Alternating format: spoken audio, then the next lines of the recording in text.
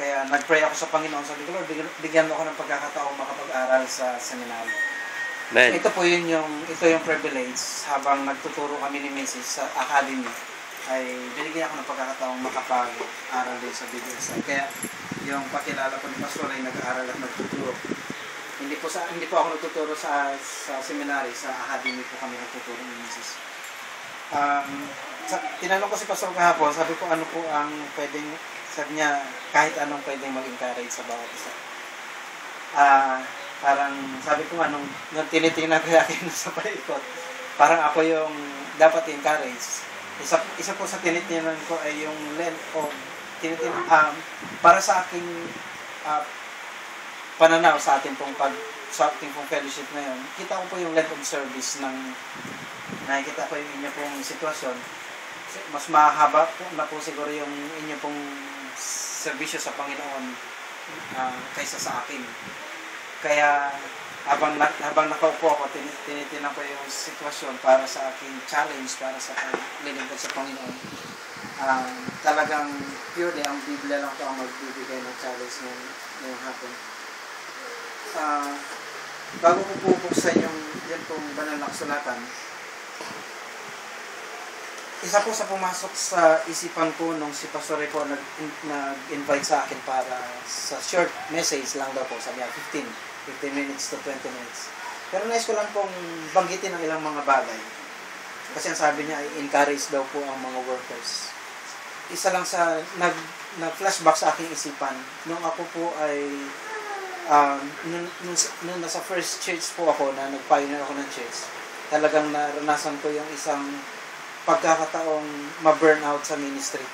So, hindi ko po alam kung lahat na nandito ngayon ay nakaranas ng burnout, pero ako talagang naranasan ko yung burnout sa ministry. Na sinabi kong, Panginoon, ayaw ko na maglingkod kasi ganito pala kahirap. So, nung time po na yun ay gusto ko na tumalikod, gusto ko na umalis sa gawain ng Panginoon, pero maraming ginagamit ang Diyos para ibalik ako, ilipapulit ako. Ginagamit niya yung mga co-workers ko namin, mga may edad na rin po sa akin, matatagal sila sa ministry para sabihin magpatuloy ka. Amen. At yung church po na yun ay talagang iniwanan ko, tapos sabi niya, sige, palit tayo. Pumunta ko sa isang church. Sabi niya, dito ka sa isang established church, kung payag sila, tatawagin ka maging isang pastor. So pagdating po doon, akala sa aking pananaw, established ang church, medyo magaan, maraming katulong, pero nakakailang taon, mararamdaman mo pa rin yung bigat ng ministry. Talagang mararanasan mo pa rin talaga na parang gusto mo pa rin magsabing ayaw ko na. Kaya, nung kinakausap ako ni Pastor Ray kahapon, nag-flashback agad sa akin yung mga naranasan kong burnout sa ministry.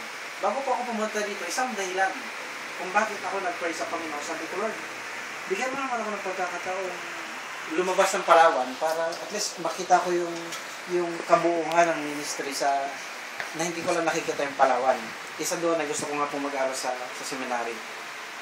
Kaya nung binigyan ako ng pagkakataon ng Panginoon, isa rin po doon ay parang yung bigat na gusto kong maranasang maging maluwag.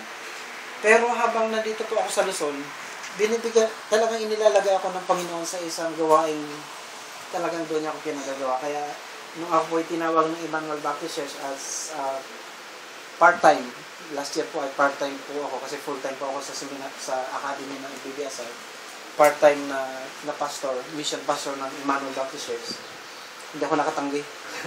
Kasi alam kong yan ay tawag ng Panginoon. At ginamit ang church, ginamit si Pastor Roy, pamangkin Pastor Roy, na pagsabihan akong gagamitin ko ulit ng Panginoon dito sa mga. So yung mga panahon yun, nandoon ako sa stage ng parang nandoon ba ako sa discouragement ng ministry. Kaya sabi ko nga, pagpasok pa lang, sabi ko, ako ba ang mag-encourage? Mukhang ako ang mag-encourage sa mga nakakita sa akin. Pero mga kamanggagawa, habang ako po ay nag-pray kagabi pa, nag-flashback sa akin ng isang pangyayari kay Moses at saka kay Sarah. Doon po sa Genesis chapter